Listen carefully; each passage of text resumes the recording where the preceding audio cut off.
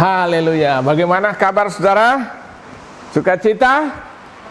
Harus dong, biar apapun yang terjadi, ya kan? Nah, malam hari ini kita akan sama-sama belajar firman Tuhan, supaya kita dikuatkan oleh firman Tuhan, khususnya pada malam hari ini. Nah, malam hari ini kita akan berbicara tentang satu tema baru, ya, karena kita masih lanjutkan iman dan sikap hidup. Itu sebabnya malam hari ini kita akan sama-sama belajar firman Tuhan. Nah, saya ajak kita membuka Alkitab kita sama-sama malam ini. Kita akan, kalau ingat masih kemarin, saudara masih ingat? Yaitu tentang apa? Sikap hidup dalam menghadapi badai atau tantangan. Nah, malam ini secara khusus kita akan berbicara tentang domba yang hidup di tengah-tengah serigala, ya kan? Artinya supaya kita memiliki satu sikap hidup, bagaimana kehidupan sebagai domba yang hidup di tengah-tengah serigala. Nah, hari ini saya ajak saudara membuka di dalam firman Tuhan, Matius pasal 10 ayat yang ke-16. Nah, ini kata Yesus kepada murid-muridnya, ya. Di Matius 10 ayat 16 kita baca satu ayat ini. Lihat, aku mengutus kamu seperti domba di tengah-tengah serigala. Sebab itu hendaklah kamu cerdik seperti ular, dan tulus seperti merpati, ya. Nah, ini Yesus memperingatkan hal ini kepada murid-muridnya, ya kan? Bagaimana murid-muridnya hidup di tengah-tengah dunia ini. Yesus menggambarkan mereka itu seperti domba, tapi hidup di tengah-tengah dunia ini seperti hidup di antara serigala, ya kan? Nah, ini sikap hidup yang Yesus ajarkan kepada murid-muridnya. Itu sebab dia mengingatkan supaya sikap hidup mereka itu menyadari betul bahwa mereka itu seperti domba tapi hidup di tengah-tengah serigala. Nah, saya mau katakan konteks itu sebenarnya masih relevan, masih tetap berhubungan dengan kehidupan kita hari ini. Jadi kehidupan kita sebagai anak-anak Tuhan, ya kan? Kita hidup di tengah-tengah dunia ini. Nah, saudara tahu Yesus menggambarkan itu kita seperti domba juga yang ada di tengah-tengah serigala. Nah, kalau kita bicara domba, itu menggambarkan satu binatang yang sangat lemah. Domba itu binatang yang lemah, saudara. Nggak punya kekuatan apa-apa. Makanya ingat waktu Yesus terakhir diseret untuk disalibkan, dia dikatakan seperti domba dibawa ke tempat pembantaian. Dia nggak berdaya. Nah, itu gambaran daripada domba, ya. Domba tengah-tengah serigala. Domba itu gambaran binatang yang lemah. Nah, ini gambaran apa? Kita sebagai anak-anak Tuhan. Kita ini sebenarnya lemah, saudara, ya. Kita ini lemah sebagai anak-anak Tuhan. Makanya Yesus bilang, di luar aku kamu tidak bisa berbuat apa? Apa? Yohanes apa? Yohanes 15 ayat yang kelima itu. Di luar aku kamu tidak bisa berbuat apa-apa. Ya, jadi jelas saudara lihat di sini itu gambaran daripada domba. Nah, hari ini dengar baik, kita semua hidup sebagai domba. Nah, lalu serigala apa dia? Nah, Yesus bilang engkau seperti domba hidup di tengah-tengah serigala. Apa serigala? Serigala itu adalah satu gambaran binatang, ya kan? Binatang yang buas, sangar, bertaring kuat, ya kan? Ya, dan sebagainya. Nah, ini satu gambaran kehidupan dunia ini, atau satu gambaran roh dunia ini di mana kita hidup di tengah-tengahnya. Bayangkan kita domba hidup di tengah-tengah dunia yang digambarkan adalah seperti serigala itu. Bayangkan apa yang akan terjadi dengan domba itu. Nah, itu sebabnya Yesus berkata di sini, lihat, aku mengutus kamu seperti domba di tengah-tengah serigala. Sebab itu hendaklah kamu cerdik seperti ular dan tulus seperti merpati. Nah, hari ini kita akan membahas sama-sama, kalau gitu sikap hidup atau tindakan hidup seperti apa yang harus kita lakukan sebagai domba di tengah-tengah serigala. Apa yang harus kita lakukan? Karena kita tuh domba yang ada di tengah-tengah serigala. Yang pertama, Yesus ajarkan, masih tetap perhatikan ayat ke-16, lihat, aku mengutus kamu seperti domba di tengah-tengah serigala. Ya, selanjutnya, sebab itu hendaklah kamu cerdik seperti ular dan tulus seperti merpati. Ya. Di sini dia katakan, hendaklah engkau cerdik seperti ular dan tulus seperti merpati. Dia berkata kepada murid-muridnya, engkau harus memiliki sikap di mana cerdik seperti ular, tetapi tulus seperti apa? Merpati. Cerdik seperti ular, tulus seperti merpati. Nah, apa itu cerdik? Apa itu cerdik? Nah, cerdik itu dalam bahasa Yunani disebut dengan amfilegomenos. Ya, terjemahan gampangnya aja, terjemahan yang bebasnya aja, arti cerdik itu kira-kira begini, cepat mengerti tentang segala situasi. Ya kan? Setelah situasi segala kondisi, dan pandai mencari pemecahannya atau jalan keluar. Nah, Yesus bilang engkau harus cerdik seperti ular. Arti cerdik itu apa? Cepat mengerti tentang segala sesuatu. Lalu pandai, pintar mencari jalan keluar atau memecahkan setiap situasi yang sedang ada. Ya kan? Itu pengertian pertama. Yang kedua, arti cerdik itu banyak akal. Tapi hati-hati, banyak akal. Ini bisa menimbulkan satu hal yang negatif. Banyak akal akhirnya bisa negatif, artinya apa? Akal-akalan. Makanya orang-orang yang licik itu kan orang akal-akalan, ya kan? Jadi cerdik seperti ular, ya kan? Nah, itu arti cerdik. Jadi pengertian cerdik pertama apa? Cepat mengerti segala situasi kondisi yang ada, lalu bisa mengatasi, mencari jalan keluar untuk mengatasi situasi tersebut. Nah, yang kedua, pemahaman yang kedua, cerdik itu banyak akal. Tapi hati-hati, ini bisa negatif. Jadi akalan. Nah, ya kan, contoh apa? Di sini Yesus bilang cerdik seperti ular. Nah, saya akan beri contoh, saudara lihat, ular tuh cerdik. Coba Baby tolong bacakan Kejadian pasal 3 ayat 1 sampai 4. Saudara bisa lihat di sini bagaimana cerdiknya ular. Adapun ular ialah yang paling cerdik dari segala binatang di darat yang dijadikan oleh Tuhan Allah. Ya.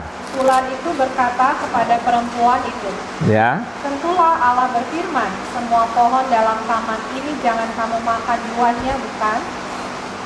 Lalu sahut perempuan itu kepada ular itu, buah pohon-pohonan dalam taman ini boleh kami makan, tetapi tentang buah pohon yang ada di tengah-tengah taman, Allah berfirman, jangan kamu makan ataupun raba buah itu, nanti kamu mati. Ya. Tetapi ular itu berkata kepada perempuan itu, sekali-kali kamu tidak akan mati. Ya. Lihat. Ayat berapa tadi? Ayat 4. Ayat 4. Ulangi lagi ayat 4. Tetapi ular itu berkata kepada perempuan itu, sekali-kali kamu tidak akan mati. Lihat. Nah, saudara perhatikan di sini, kalau kita baca di ayat-ayat sebelumnya, perintah Tuhan Allah kepada Adam dan Hawa khususnya, ya kan? Kamu boleh makan semua pohon dalam taman ini, kecuali pohon pengetahuan baik dan jahat yang ada di tengah-tengah taman, jangan kamu makan. Kalau kamu makan, kamu akan mati. Perhatikan di sini. Cerdiknya iblis datang menjadi seekor ular atau menjelma menjadi ular. Saudara perhatikan di situ, lihat. Dia pakai ayat yang sama, tapi dalam kecerdiknya dia putar balik. Lihat, dia bilang, bukankah, iya kan? Lihat, bukankah Allah berfirman apa? Semua pohon dalam taman ini tidak boleh kamu makan kecuali pohon yang ada di tengah-tengah taman itu. Lihat, dia putar balik semua apa yang Tuhan sampaikan. Nah, di sini kita bisa lihat kecerdikan ular itu luar biasa. Ya kan? Sampai akhirnya inilah asal muasal jatuhnya manusia dalam dosa karena apa? Tipu daya kecerdikan daripada ular. Lihat, dia pakai ayat yang sama tetapi dia putar balikan. Makanya saya mau katakan, penyesatan itu terjadi kadang-kadang dari dalam gereja, kata Alkitab. Kadang-kadang dengan ayat yang diputar balikan dengan ajaran-ajaran sesat itu kesannya seakan pakai Alkitab yang sama, tapi penafsirnya berbeda dengan apa yang Tuhan mau. Nah, jadi di sini saudara lihat di sini kita harus cerdik betul, tapi hati-hati dengan kecerdikan itu. Itu sebabnya saudara lihat di sini selanjutnya apa? Alkitab katakan selain kita cerdik seperti ular, lalu di situ dikatakan apa? Tulus seperti merpati. Jadi dua hal ini tidak boleh dipisahkan. Apa arti tulus? Saya pernah jelaskan beberapa waktu yang lalu tentang tulus. Tulus itu artinya eilekrinis dalam bahasa Yunani. Itu artinya terjemahan bebasnya, gampangnya itu berbicara tentang apa? Sungguh-sungguh hati, bersih hati, ya kan? Benar-benar keluar dari dalam hati yang suci, yang murni, jujur, apalagi tidak pura-pura, tidak serong hati, ikhlas. Jadi yang namanya tulus, saudara lihat, itu bersih hati, jujur, ikhlas, tidak pura-pura, tidak dibuat-buat. Ya kan? Nah, ini tulus. Maka Yesus bilang, engkau harus cerdik seperti ular. Artinya penuh akal, pintar, cerdas melakukan sesuatu. Tetapi harus ditambah dengan ketulusan hati, kejujuran hati. Ya, nah dia bilang engkau seperti domba di tengah-tengah serigala, itu sebabnya engkau harus cerdik seperti ular, tulus seperti merpati. Jadi saudara lihat antara cerdik dan tulus ini harus menjadi satu kesatuan yang tidak boleh dipisah-pisahkan. Cerdik tanpa ketulusan pasti menjadi licik. Jadi kalau saudara lihat orang-orang pintar gitu banyak kan, tapi liciknya luar biasa, itu mereka cerdik. Tetapi tulus tanpa kecerdikan menjadi bulan-bulanan. Ada orang pinter banget ngomongnya. Sampai dia berbuat sesuatu, bernegosiasi, bisa gol segalanya. Orang dengar ngomongnya hebat banget. Cerdik. Buntut-buntutnya apa? Hancur juga. Kenapa? Cerdik tidak tulus. Nah, Yesus ajarkan pada murid-muridnya ini. Engkau domba yang hidup di tengah-tengah serigala. Milikilah kecerdikan, tapi juga disertai dengan ketulusan, supaya engkau dapat membedakan hal-hal yang dari yang jahat itu dan kita bisa menghindar. Amin.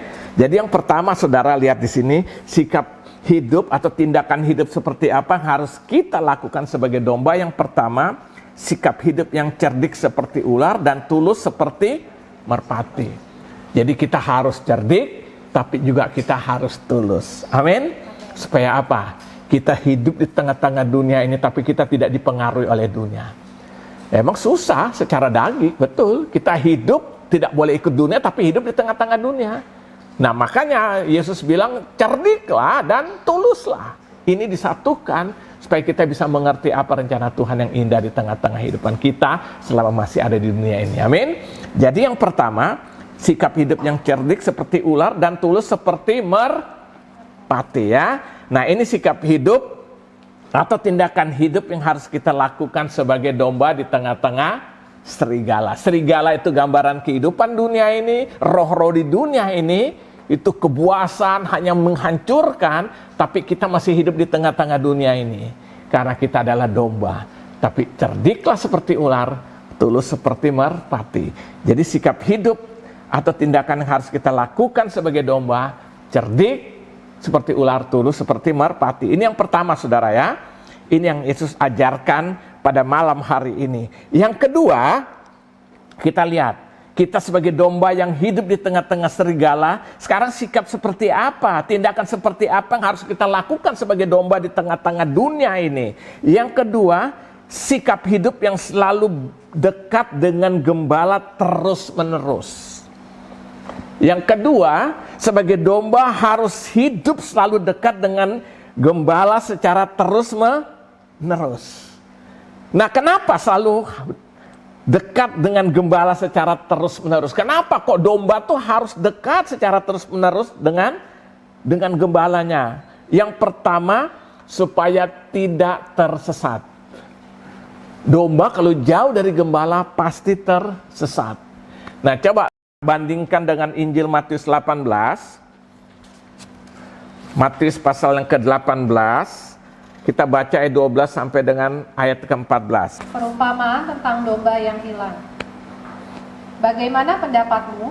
Jika seorang mempunyai 100 ekor domba dan seekor di antaranya sesat, tidakkah ia akan meninggalkan yang 99 ekor di pegunungan dan pergi mencari yang sesat itu? Ya. Dan aku berkata kepadamu, sesungguhnya jika ia berhasil menemukannya, lebih besar kegembiraannya atas yang seekor itu daripada atas yang ke-99 ekor yang tidak sesat. Demikian juga Bapamu yang di sorga tidak menghendaki supaya seorang pun dari anak-anak ini hilang. Lihat, di sini Yesus menggambarkan dia adalah gembala itu sendiri, ya kan? Dia bilang kalau satu sesat dia akan mencari. Artinya apa, saudara? Artinya, saudara, domba itu bisa tersesat kalau dia tidak hidup dekat dengan gembalanya. Akhirnya gembala harus meninggalkan yang ke-99 dan mencari satu yang hilang, yang tersesat itu. Kenapa dia bisa tersesat? Karena dia tidak dekat dengan gembala. Kalau dia dekat dengan gembala, gampang mau sesat, tinggal ditarik tuh pakai tongkat gembala lehernya. Mau kemana lo, ya kan? Nah, saudara lihat, ini alasan yang pertama, saudara. Sikap hidup yang selalu dekat dengan gembala secara terus-menerus. Kenapa ini harus kita lakukan? Karena apa? Yang pertama, supaya kita tidak tersesat. Makanya saya mau katakan, saudara, kita harus selalu mempunyai persekutuan intim, indah dengan Tuhan. Supaya kita mengerti rencana Tuhan. Apa mau Tuhan dalam kehidupan kita. Itu terjadi karena kedekatan. Kita digambarkan domba, dan Yesus adalah gembala kita yang agung itu, kata Alkitab. Nah, kita harus dekat dengan dia supaya apa? Kita tidak tersesat. Ini alasan pertama, saudara. Sikap hidup yang selalu dekat dengan gembala terus menerus. Kenapa harus dekat? Karena yang pertama, supaya tidak tersesat. Ini yang pertama. Yang kedua, supaya tidak diterkam binatang buas atau diterkam oleh serigala, ya kan? Binatang buas diterkam atau diterkam oleh serigala. Kalau saudara baca tentang perjalanan kehidupan Daud, Daud itu kan seorang gembala. Alkitab mencatat dalam 1 Samuel itu menceritakan bagaimana dia seringkali harus berhadapan dengan apa? Singa, berhadapan dengan beruang, yang mana singa dan beruang itu selalu ingin menerkam apa? Daripada domba-domba gembalaan daripada Daud. Dan Daud saat itu nggak segan-segan. Dia harus menghadapi serigala, menghadapi beruang. Dia mempertaruhkan nyawanya. Untuk apa? Membela domba-dombanya. Lihat, saudara lihat. Supaya apa? Tidak diterkam oleh binatang buas. Maka dalam Injil Yohanes Tuhan Yesus katakan kan, gembala yang baik, waktu ada binatang buas dia akan apa? Menghadapinya. Tetapi gembala upahan apa? Dia pergi meninggalkan gembalanya. Nah, jadi saudara lihat yang kedua, kenapa harus selalu dekat dengan gembala terus-menerus? Yang kedua, supaya tidak diterkam binatang buas, serigala. Nah, kita sedang hidup di tengah-tengah dunia yang ini digambarkan sebagai suatu serigala, ya. Hal-hal yang jahat ada di dunia ini. Dunia ini bukan Firdaus. Tapi kita gembala, kita domba maksud saya ada di tengah-tengah dunia yang seperti ini, yang sangat buas ini. Ya kan? Tapi Tuhan Yesus bilang, biarlah engkau cerdik seperti ular, tulus seperti merpati. Ya kan? Kita harus selalu dekat dengan gembala secara terus-menerus. Supaya pertama tidak tersesat, yang kedua supaya tidak diterkam oleh binatang buas. Karena ada yang membela kita, ada siap membela kita. Yaitu apa? Yang siap membela kita adalah siapa? Gembala itu. Ini yang kedua. Yang ketiga supaya hidup kita tenang. Ya kan? Domba dekat dengan gembala itu ada ketenangan. Coba baby tolong baca dalam Mazmur 62 ayat 2-3. Hanya dekat Allah saja aku tenang, Ya. daripadanya lah keselamatanku. Hanya dialah gunung batuku dan keselamatanku, kota bentengku, aku tidak akan goyah. Ya. Hanya dekat Allah saja apa? Aku tenang, daripadanya lah keselamatanku. Hanya dialah gunung batuku dan keselamatanku, kota bentengku, aku tidak akan goyah. Kan ada lagunya, hanya dekat Allah saja aku tenang, daripadanya lah keselamatanku. Hanya Dia gunung batuku, hanya Dia kota bentengku. Aku tidak akan goyah selama-lamanya. Amin. Jadi saudara lihat yang kedua, yang ketiga. Lihat, sikap hidup yang selalu dekat dengan gembala terus-menerus. Kenapa saudara? Supaya hidup kita tenang, dekat dengan Tuhan, hati kita tenang, hidup kita tenang. Hari Jumat, minggu kemarin ya, saya khotbah tentang hidup dalam ketenangan. Dekat Tuhan kita akan tenang. Nah, coba kita baca lagi Mazmur pasal 23 itu. Saya baca aja ya. Mazmur, Tuhan gembalaku yang baik. Lihat. Tuhan adalah gembalaku, takkan kekurangan aku. Lihat. Tuhan adalah gembalaku, takkan kekurangan aku. Berarti ada satu jaminan pemeliharaan Tuhan yang jelas. Ia membaringkan aku di padang rumput hijau. Ia membimbingkan aku ke air yang tenang. Lihat. Dia membaringkan kita di padang rumput yang hijau. Ia membimbing aku ke air yang tenang. Lihat. Dia memberikan, mempersiapkan seluruh kebutuhan hidup kita. Ayat ketiga, Ia menyegarkan apa? Jiwaku. Ia menuntun aku di jalan yang benar oleh karena namanya. Ayat 4, sekalipun aku berjalan dalam lembah kekelaman, aku tidak takut bahaya, sebab Engkau besertaku, gadamu dan tongkatmu itulah yang menghibur aku. Ayat 5, Engkau menyediakan hidangan bagiku di hadapan lawanku. Engkau mengurapi kepalaku dengan minyak. Ya, Dia berikan kuasa itu melalui urapannya. Pialaku penuh melimpah. Ayat 6, kebajikan dan kemurahan belaka akan mengikuti aku. Lihat saudara, kemurahan Tuhan mengikuti kita. Bukan sekali-sekali, seumur hidupku. Dan aku akan diam dalam rumah Tuhan sepanjang masa. Judul perikop ini adalah Tuhan gembalaku yang baik. Jadi saudara lihat di sini. Jadi yang pertama, sikap hidup, tindakan hidup seperti apa yang harus kita lakukan sebagai domba yang hidup di tengah-tengah serigala. Yang pertama, sikap hidup yang cerdik seperti ular dan tulus seperti merpati. Cerdik tanpa ketulusan adalah licik, tetapi tulus tanpa kecerdikan jadi bulan-bulanan. Ini yang pertama. Yang kedua, sikap hidup seperti apa yang harus kita lakukan sebagai domba. Yang kedua, sikap hidup yang selalu dekat dengan gembala secara terus-menerus. Apa alasannya?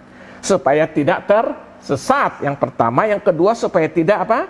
Diterkam binatang buas. Karena ada gembala yang melindungi, ada gembala yang membela. Jadi Daud waktu dia menuliskan tentang Mazmur 23 itu dia alami betul. Dia mengerti karena dia juga seorang gembala kambing domba, saudara. Yang ketiga, supaya hidup tenang. Ya kan? Kita perlu ketenangan hari-hari ini. Amin. Dunia nggak bisa beri apa-apa. Siapa mau diharapkan dari dunia ini? Hanya bisa dari gembala agung kita. Dia berikan ketenangan. Yang ketiga, yang terakhir. Sekarang kita lihat yang ketiga.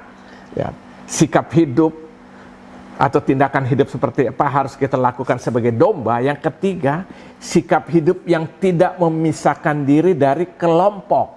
Nah, ya kan? Sikap hidup yang tidak memisahkan diri dari kelompok, ya kan? Saudara lihat, domba itu adalah binatang yang tidak bisa hidup sendirian, selalu berkelompok. Beda dengan kambing. Kambing itu senang sendiri-sendiri, ya kan? Jalan sendiri-sendiri. Kalau domba nggak bisa, saudara, ya kan? Dia kalau sampai terpisah dari kelompok pasti panik. Kalau saudara ke daerah Timur Tengah sana, di padang terbuka itu kita lihat itu gerombolan, itu namanya apa? Domba. Lalu tidak jauh dari situ selalu ada apa? Gembala yang pegang tongkat.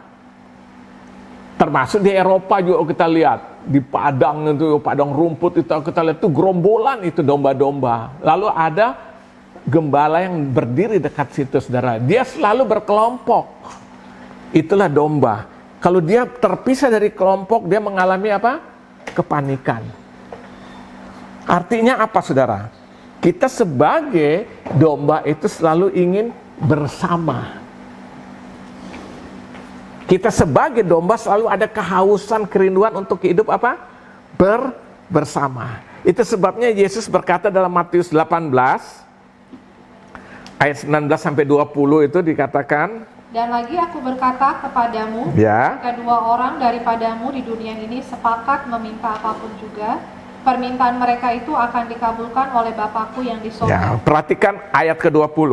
Sebab di mana 2 atau 3 orang berkumpul dalam namaku, di situ aku ada di tengah-tengah Ya. mereka. Nah, Yesus bilang sebab di mana 2-3 orang berkumpul dalam namaku, di situ aku ada di tengah-tengah mereka. Oh, berarti kalau satu orang nggak ada dong. Bukan, ini kan konteksnya kalau saudara lihat tentang nasihat, menasihati sesama saudara, artinya ada persekutuan saudara. Ya, di sini Yesus bilang 2-3 orang berhimpun dalam namaku, aku ada di tengah-tengah mereka. Artinya apa saudara? Persekutuan bersama, berkelompok bersama itu, saudara lihat di situ ada jaminan Tuhan hadir. Amin. Amin. Nah, domba itu senang berkelompok, dia senang berkumpul bersama. Saya ulangi ayat 20. Sebab di mana 2 atau 3 orang berkumpul di dalam namaku, di situ aku ada di tengah-tengah mereka, ya. Jadi saudara lihat di sini pentingnya yang namanya hidup bersama, penting yang namanya persekutuan bersama itu sangat penting, saudara. Domba itu senangnya berkumpul, ya kan? Nah, buka lagi satu ayat, Ibrani 10 ayat 25. Janganlah kita menjauhkan diri dari pertemuan-pertemuan ibadah Ya. kita, seperti dibiasakan oleh beberapa orang, tetapi marilah kita saling menasihati dan semakin giat melakukannya menjelang hari Ya. Tuhan yang mendekat. Janganlah menjauhkan diri dari pertemuan ibadah kita. Ini berbicara tentang apa? Persekutuan, kelompok. Seperti dibiasakan oleh beberapa orang, tapi marilah kita saling menasihati dan semakin giat melakukannya menjelang hari Tuhan yang mendekat. Jadi saudara lihat, ini harus membuat kita semakin hidup bersekutu bersama. Nah, domba itu hidupnya senang apa? Hidup selalu tidak memisahkan diri dari kelompok. Domba itu hidup senang berkelompok, senang bersekutu, saudara. Nah, saya pertama percaya hari-hari ini, saya sudah bilang berulang-ulang, lewat COVID ini Tuhan izinkan, betul. Tidak ada satu kejadian di bawah kolong langit ini tanpa sepengetahuan Tuhan. Yang pertama, yang kedua tanpa seizin Tuhan, dan yang ketiga tanpa ada maksud dan rencana Tuhan dari itu. Saya percaya memang ini mengganggu persekutuan kita, tapi saya percaya tiba saatnya kita akan bisa bersekutu lagi secara langsung. Justru ini pemurnian supaya apa? Terjadi orang-orang yang sungguh-sungguh mencintai Tuhan itu bersama-sama dapat bersekutu. Sekarang orang nggak tahu, orang datang ke gereja dengan berbagai macam motivasi, dengan segala macam tujuan. Nah, sini Tuhan akan buat kelompok-kelompok ini akan teruji. Alkitab bilang pada akhir zaman lalang dan gandum akan bertumbuh bersama-sama, tapi nanti akan dipisahkan itu. Disendirikan yang namanya lalang supaya tinggal gandum yang sama-sama itu. Nah, biar hari ini kita jadi domba yang terus ingin haus rindu untuk berkumpul bersekutu bersama, jangan memisahkan diri dari kelompok. Nah, inilah yang Yesus bilang, kau adalah domba yang hidup di tengah-tengah apa? Serigala. Saudara, kita sudah belajar beberapa hal. Sebagaimana seekor domba yang hidup di tengah-tengah serigala, bagaimana menjadi domba-domba yang hidup di tengah-tengah serigala. Makanya kita harus mengerti, inilah kita sedang berada di pada satu kehidupan zaman ini yang sedang terjadi hari ini. Biar kita benar-benar menjadi domba-domba yang baik, domba-domba yang setia, terus ikut bersama dengan gembalanya. Amin. Nah, saya simpulkan, kalau gitu sikap hidup atau tindakan hidup seperti apa yang harus dilakukan sebagai domba? Yang pertama, sikap hidup yang cerdik seperti ular dan tulus seperti merpati. Jadi kita harus hidup cerdik ya, karena kita hidup di tengah-tengah dunia, supaya kita tidak dipermainkan oleh arus kehidupan dunia, oleh roh-roh dunia ini. Ya kan? Kita harus cerdik, tapi harus tulus seperti merpati. Ini harus menjadi satu kesatuan. supaya kita benar-benar berkenan di hati Tuhan. Cuma cerdik aja tidak tulus, pasti licik. Domba jangan jadi domba yang licik, saudara. Yang kedua, sikap hidup seperti apa yang harus kita lakukan? Yang kedua, sikap hidup yang selalu dekat dengan gembala terus-menerus. Satu kehausan, satu kerinduan yang terus ingin dekat dengan gembala. Kenapa, saudara? Supaya tidak tersesat. Kan gembala selalu hadir menuntun kita kepada air tenang, ke rumput yang hijau. Supaya tidak tersesat. Yang kedua, supaya tidak apa? Diterkam binatang buas atau serigala. Karena apa? Ada yang akan melindungi, membela, yaitu gembala itu sendiri. Yang ketiga, supaya hidupnya tenang. Dekat gembala, hidup kita tenang. Nah, yang ketiga, yang terakhir, supaya kita memiliki sikap hidup yang tidak memisahkan diri dari kelompok. Saya percaya kalau ini kita lakukan, maka kita akan menikmati kekuatan Tuhan, berkat Tuhan. Sebagai domba betul kita lemah, tapi kita mempunyai kekuatan yang langsung datang dari sumber kekuatan itu, yaitu gembala yang agung kita, Yesus Kristus Tuhan. Amin. Sehingga kita di tengah-tengah keadaan seperti sekarang pun bukan membuat kita lemah, justru kita semakin melihat dan menikmati janji berkat Tuhan di tengah-tengah keadaan seperti sekarang. Memang Tuhan sedang memproses semuanya. Jangan harapkan dunia lebih baik. Nggak ada dalam Alkitab bilang dunia lebih baik. Tapi kita hidup tengah-tengah dunia ini, kita mau menjadi domba-domba yang setia kepada Tuhan. Haleluya, Tuhan Yesus memberkati.